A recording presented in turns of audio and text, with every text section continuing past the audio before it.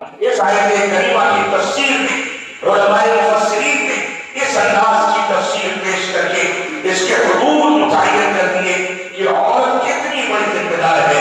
آپ دیکھیں اس عورت کی شکل میں ایک ماں ہوتی ہے، ایک بیٹی ہوتی ہے، ایک بیوی ہوتی ہے، ایک بہن ہوتی ہے، خالائیں ہوتی ہیں، پھوپھیاں ہوتی ہیں، بے شمار رشتہ دار ہوتے ہیں، لیکن ان سب کی اپنی حیثیت ہے۔ بیٹی کی عزت و آبرو دوسرے ناحیے سے محفوظ کی جاتی ہے، بیوی کے ساتھ دوسرا سلوک کیا جاتا ہے، ماں کا مقام ان سب میں سب سے اونچا رکھا گیا۔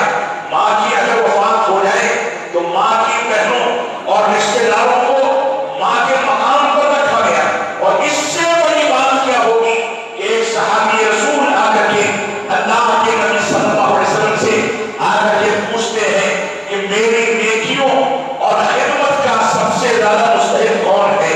تو آپ نے فرمایا امک، تیری ماں۔ فرمایا اس کے بعد دوسرے درجے میں میری خدمات کا سب سے بڑا مستحق کون ہے؟ آپ نے فرمایا امک، تیری ماں۔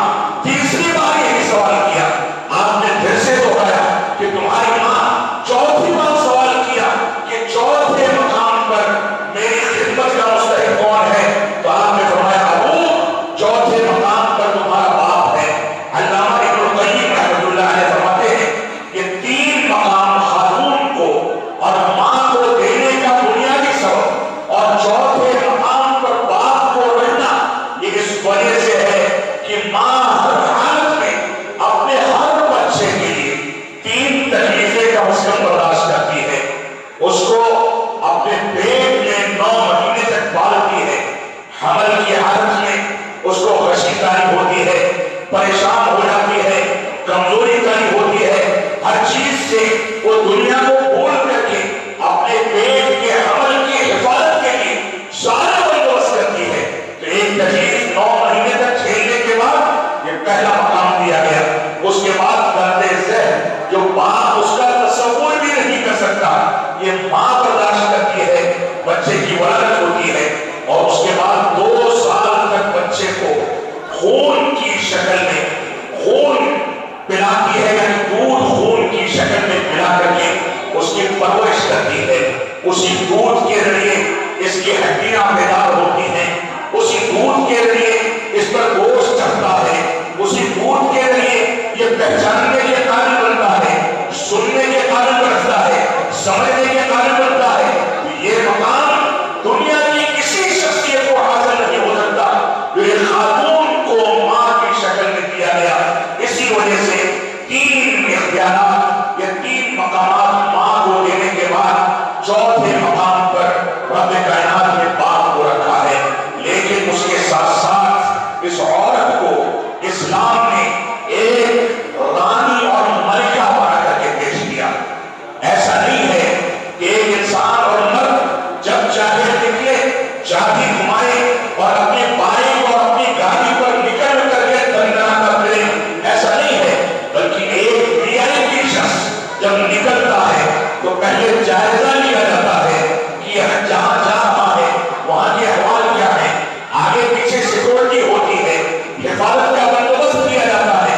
اسلام نے ماں کو اس مقام پر اور عورت کو اس مقام پر رکھ کر کے باپردہ زندگی گزارنے کا حکم دیا، اور یہ کہا کہ جب سفر پر نکلے، گھر سے باہر نکلے، تو اس کا شوہر، اس کا بیٹا، اس کا چچا، اس کا باپ یا کوئی بھی محارم میں سے اس کے ساتھ جا کر کے اس کے لیے حفاظت کا بندوبست کرے۔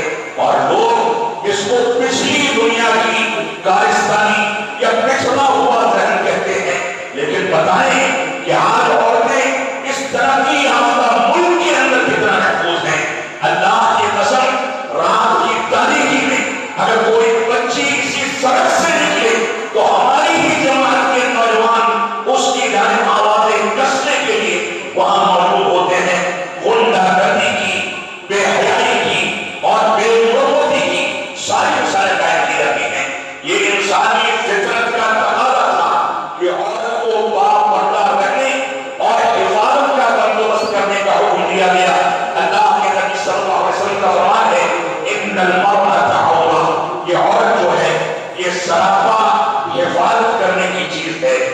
فَإِذَا خَرَجَتْ جب یہ نکلتی ہے اپنے گھر سے من بیتہا استشرفہا الشیطان جب یہ گھر سے نکلتی ہے تو شیطان اس کا پیچھا کرتا ہے، شیطان اس کا مراقبہ کرتا ہے، پیچھا کر کے اور اس کے بعد اس کے لیے اواشوں کو لگا کر کے اس کی عزت و آبرو کے ساتھ کھلواڑا کرتا ہے۔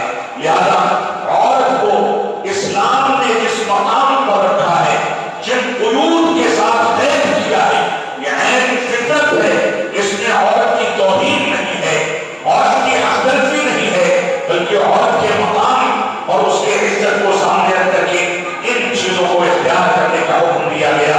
اللہ کے نبی صلی اللہ علیہ وسلم نے اسی بنیاد پر حجۃ الوداع کے خطاب میں فرمایا تھا فَاتَّقُوا اللَّهَ فِي النِّسَاءِ، بار بار فرماتے تھے فَاتَّقُوا اللَّهَ فِي النِّسَاء۔ حجۃ الوداع کا پیغام پوری انسانیت کے لیے جو جامع پیغام تھا، پوری انسانیت کے لیے اور اس کی فلاح اور کامیابی کے لیے جو جامع میسج اور پیغام تھا، اس پیغام میں آپ نے جن چیزوں کی تاکید کی ان میں سے ایک تاکید یہ تھی کہ فَاتَّقُوا اللَّهَ فِي النِّسَاءِ، فَاتَّقُوا اللَّهَ فِي النِّسَاءِ، فَاتَّقُوا اللَّهَ فِي النِّسَاءِ۔ اے مسلمانوں، اپنی عورتوں کے بارے میں اللہ رب العالمین سے ڈرنا، اللہ کا تقوی اختیار کرنا، اپنی عورتوں کے بارے میں اللہ رب العالمین سے ڈرتے رہنا، یہ تاکید بار بار جملہ دوہرا کر کے جو کی گئی، اس کے پیچھے پوری داستان ہے، پوری مصلحتیں ہیں، پوری بنیادیں ہیں۔ اس وجہ سے ہماری ذمہ داری ہے کہ ہم ان چیزوں کو لے کر کے چلیں۔ اسلام ان خواتین کو اس بات کا بھی حکم دیتا ہے کہ سنو، کسی اجنبی کے ساتھ کبھی خلوت میں نہ جانا، کبھی سفر اکیلے نہ کرنا، بلکہ تمہارے ساتھ تمہارا کوئی محرم ہوگا، تبھی تم سفر کر سکتی ہو، بغیر محرم کے باہر نکلنے کی اجازت نہیں ہے۔ اگر اس کی تکلیف پوچھتی ہے تو ان خواتین سے پوچھیں جو کسی غنڈہ گردی کا شکار ہو گئی ہیں، وہ ڈرتی ہیں، ایسا لگتا ہے کہ ذہنی بیماری میں مبتلا ہو گئی، لوگوں کی آواز سن کر کے چونکتی ہیں، غنڈہ گردی کے نتیجے میں ان کی ساری زندگی تباہ و برباد ہو کر کے رہ جاتی ہے۔ اسلام سب کے باپ کے لیے پہلے سے ان خواتین کی خاطر حفاظت اور امن و سلامتی کے سارے انتظامات کر کے ان کے لیے قید و بند کی زندگی اور محفوظ زندگی اختیار کرنے کا ان کو حکم دیتا ہے۔ اور ایسے ہی اسلام نے یہاں تک کہا کہ فَلَا تَخْضَعْنَ بِالْقَوْلِ فَيَطْمَعَ الَّذِي فِي قَلْبِهِ مَرَضٌ۔ آج کے دور میں بچیاں اور خواتین اجنبی مردوں سے احتمال لگا کر کے بات کرنے، سوشل میڈیا پر ان کے اکاؤنٹس ہوں اور آوازوں کو اپنی عزت و آبرو ان کے حوالے کر کے کچھ بھی تبصرہ کرنے اور کمنٹ کرنے کی اجازت نہیں دی جائے۔ رب کائنات نے اس دنیا کی افضل ترین خواتین جو رسول اکرم صلی اللہ علیہ وسلم کی بیٹیاں اور ان کی بیویاں تھیں، جن کے بارے میں ذرہ برابر گمراہی کا تصور نہیں کیا جا سکتا تھا، ان کے بارے میں فرمایا فَلَا تَخْضَعْنَ بِالْقَوْلِ، تم لوگ اجنبی سے جب بات کیا کرو تو اپنی آواز میں نرمی مت اختیار کرو، یہ نرمی اور لچک ختم کر دیا کرو۔ اجنبی سے بات کرنے کے لیے تمہاری آواز میں تھوڑی سی سختی ہونی چاہیے، بغیر ضرورت کی باتیں اجنبی سے نہ کی جائیں، اجنبی سے پیغام لگانے اور بے تکلف باتیں کرنے سے پرہیز کیا جائے۔ یہ شریعت اسلامیہ کا ضابطہ ہے، اور آپ سمجھ لیں یہ بے تکلفی ایک خاتون اور ایک اجنبی مرد کو کون سے چوہا تک اور کون سے بے حیائی تک لے جا سکتی ہے، اس کا تصور نہیں کیا جا سکتا ہے۔ اور خاص کر کے سوشل میڈیا کے دور میں یہ ساری کی ساری چیزیں ہمارے سامنے ہونی چاہیے۔ اس وجہ سے ہماری ذمہ داری ہے کہ ہم ان چیزوں کو لے کر کے چلیں۔ اتنی ساری پابندیوں کے باوجود اسلام نے خواتین کے لیے جنت کے راستے کو مردوں کے بالمقابل آسان بنایا۔ ایک جانب پابندیاں، دوسری جانب جنت کا راستہ آسان بنا دیا۔ اللہ کے نبی صلی اللہ علیہ وسلم کا فرمان ہے اذا صلت المرأة خمسها، جب عورت اپنی 5 وقتہ نمازوں کی پابندی کرتی ہے، وصامت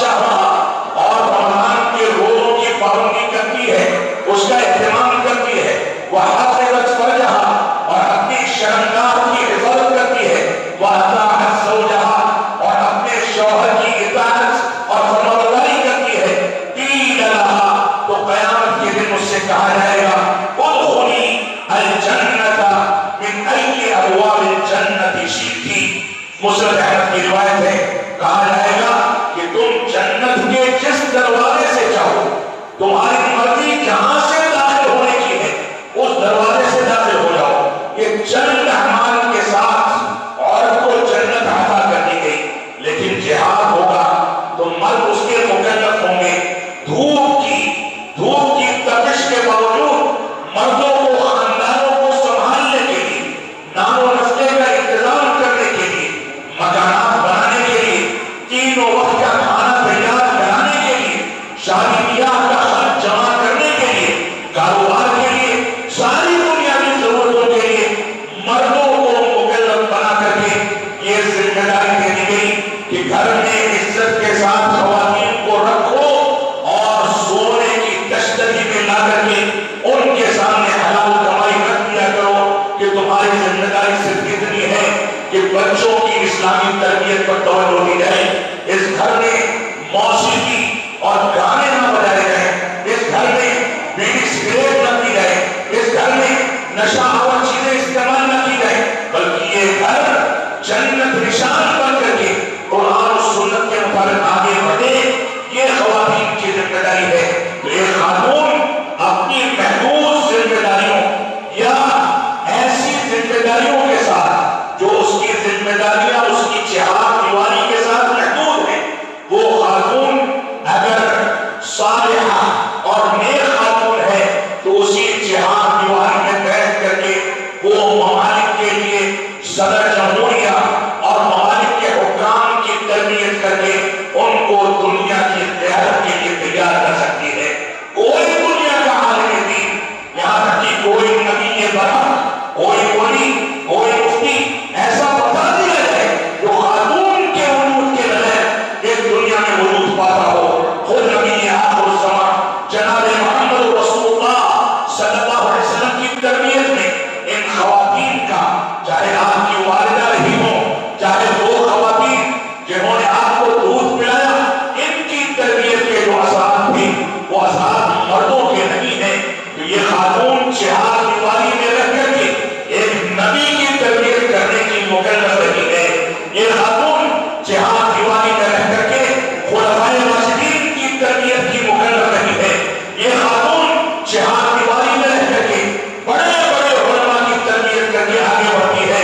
اور امام بخاری رحمۃ اللہ علیہ کا وہ واقعہ آپ دیکھیں کہ بعض روایات میں ذکر کیا جاتا ہے کہ بچپن میں نابینا تھے. اتنے بڑے محدث، امام المحدثین ان کو قرار دیا گیا. ان کی والدہ کی دعا کا اثر تھا. رب کائنات کے دربار میں رو کر کے، گر گرا کر کے ان کی بینائی کی بحالی کے لیے دعائیں کرتی تھی. ان کی دعاؤں کا اثر تھا کہ امام بخاری کو بصیرت کے ساتھ ساتھ بصارت سے بھی نواز دیا گیا. ان کی آنکھوں کی روشنی واپس آئی اور اسی خاتون کی دعا کے نتیجے میں یہ امام محدثین بن کر کے اس انداز سے دنیا کی خدمت کر کے گئے کہ آج بھی ان کی کتاب کو صحیح، ان کی کتاب کو قرآن مجید کے بعد سب سے اونچا مقام حاصل ہے. تو عورتوں کے لیے جہاں پابندیاں ہیں وہیں ان کے لیے بہت اونچا مقام بھی رکھا گیا ہے. لیکن اس بات کو میں 10 منٹ کے اندر خطاب کو سمیٹوں گا. اس بات کو سمجھیں کہ خواتین کے یہاں مردوں کے مقابل رسم و رواج زیادہ پائے جاتے ہیں. شادی بیاہ میں مرد نہیں چاہتا کہ فضول خرچی ہو، مرد نہیں چاہتا کہ یہ لگایا جائے وہ لگایا جائے، لیکن خواتین کی ضد کے آگے وہ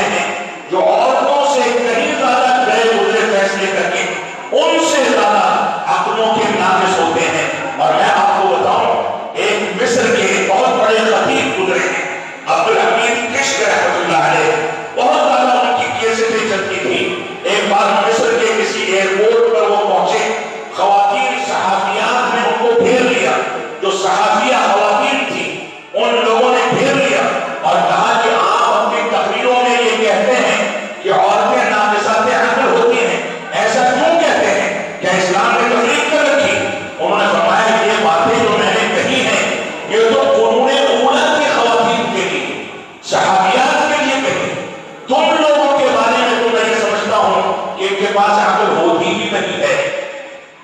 کیوں؟ کیونکہ اگر عقل ہوتی تو اس انداز کا سوال کرنے سے پہلے تم کم سے کم حجاب کر کے آتی، بے حیائی کے ساتھ ایک عالم دین کے سامنے نہ کھڑی ہوتی، اس انداز کا پروپیگنڈا نہ کرتی. تو آج کے دور کی خواتین کو ناقصات عقل کیا؟ اگر دین سے وہ پیدل ہیں، دین ان کی زندگی میں نہیں ہے، تو ایسی صورت میں وہ ناقصات عقل نہیں بلکہ بے عقل ہیں. تو ہماری خواتین کو ناقصات عقل کلی طور سے نہیں کہا گیا، بلکہ بہت سارے مرد جو دین کی تربیت سے عاری ہیں وہ ان سے زیادہ ناقص عقل رکھنے والے ہو سکتے ہیں، لیکن نسبتاً ایسی بات کہی گئی ہے. ایسے ہی ایک اعتراض یہ ہوتا ہے کہ خواتین کو وراثت میں آدھا حصہ کیوں دیا گیا؟ خواتین کو باپ کی جانب سے مرد کے بالمقابل آدھا حصہ ملے گا، خواتین کو شوہر کی طرف سے حصہ ملے گا، خواتین کو بسا اوقات بھائی کی جانب سے حصہ ملے گا، خواتین کو دوسرے رشتے داروں کی جانب سے ہر موقع پر ہدیے تحفے ملیں گے، لیکن خرچ کرنے کی ذمہ داری ایک روپے کی بھی نہیں رکھی گئی. وہ سب کچھ بٹور کر کے رکھے، بیلنس کر لے. شوہر مارنے کی یا اس سے اس کا مال لینے کے اختیارات نہیں رکھتا ہے، بلکہ خواتین کو جو کچھ ملتا ہے کئی مقامات سے ملتا ہے، ہدیے تحفے زیادہ ملتے ہیں اور وہ سب جمع کرنے کی ذمہ داری ہوتی ہے. مرد کو زیادہ ملتا ہے لیکن ساتھ میں اس کو کمانا بھی پڑتا ہے، ساتھ میں خاندانوں کا خرچ بھی چلانا پڑتا ہے. خرچ نہ کرے تو ایسی صورت میں وہ گنہگار بھی ہوگا. اس وجہ سے مردوں کی رعایت نسبتاً زیادہ کی گئی ہے، لیکن حقیقت دیکھی جائے تو وراثت میں بھی خواتین کی فائدے میں ہوتی ہیں. اس وجہ سے یہ غلط فہمی ہمارے ذہن سے نکال دینی چاہیے ہم کو. ایسے ہی خواتین میں ایک چیز یہ ہے کہ رقیہ کیا جائے، مولوی حضرات سے بلا کر کے رقیہ کرایا جائے. لمس ہو گیا شیطان کا، جنات کا، خواتین ڈر جاتی ہیں، گھبرا جاتی ہیں. اگر آپ پاک و صاف رہیں گی، پنج وقتہ نمازوں کی پابندی کریں گی، اللہ رب العالمین پر اعتماد ہوگا، صبح شام کے اذکار کی پابندی ہوگی، نماز کے بعد کے اذکار کی پابندی ہوگی، آیت کرسی اور دوسری دعاؤں کی پابندی ہوگی، تو اللہ کی قسم بڑے سے بڑا شیطان آ کر کے آپ کے سامنے نہیں ٹک سکتا ہے. اس وجہ سے یہ رقیہ کرنے والے یہ جو ڈھونگی باباؤں کا دور چل رہا ہے، اور بدقسمتی سے ہماری جماعت میں بھی یہ رواج پکڑتا چلا جا رہا ہے. اللہ کے واسطے ان کے سامنے جا کر کے اپنی آبرو کو نیلام نہ کیا جائے، بلکہ ہر شخص اپنے اوپر خود رقیہ کرے، خود اذکار کی پابندی کرے. اللہ کی قسم اگر ہمارا اعتماد رب کائنات پر بحال ہوگا تو دنیا کی کوئی طاقت ہم کو کچھ بھی نقصان نہیں پہنچا سکے گی. اللہ رب العالمین ہم کو ان چیزوں کی توفیق عطا فرمائے. ایسے ہی خواتین میں ارتداد کا بڑھتا رجحان، بچیاں بھاگ کر کے غیر مسلموں سے شادیاں کر لیتی ہیں. جب گھروں کے اندر اسلامی تربیت کا زور نہیں ہوگا تو یہی نتیجہ نکلے گا کہ بچیاں جائیں گی غیر مسلموں سے بے تکلف ہوں گی اور وہ آ کر کے ان کو بھگا لے جائیں گے اور عزت و آبرو کو نیلام کر دیا جائے گا. تو خواتین کی ذمہ داری ہے کہ منہج و عقیدے کے تحفظ کے لیے اسلامی تعلیمات کی روشنی میں آگے آئیں، اپنی کمر کسیں اور اپنی ذمہ داریوں کو محسوس کریں. بے شمار خواتین ہیں جو فرحت ہاشمی کی دیوانی ہو کر کے ان کی گمراہ ان تفاصیل کو سن کر کے غلط رجحانات کی جانب مائل ہو رہی ہیں. فرحت ہاشمی گمراہ داعیہ ہے. جماعت اسلامی کا جو خواتین فکر ہے، آج اس نے ہماری اہل حدیث خواتین کو کیپچر کر کے گمراہی کے دہانے پر پہنچا دیا ہے. ہماری ذمہ داری ہے کہ ان چیزوں سے توبہ کی جائے. ڈاکٹر اسرار کو سننے سے توبہ کی جائے، انجینئر علی مرزا کو سننے سے توبہ کی جائے، خالد حامدی کو سننے سے توبہ کی جائے، ذاکر نائب کو سننے سے توبہ کی جائے. خواتین میں فیمنزم کا بڑھتا رجحان، یعنی خواتین مردوں سے برات کا اعلان کرنے اور شادی بیاہ سے انکار کرنے، آزادی نسواں کا نعرہ لگائیں. فیمنزم یہ در حقیقت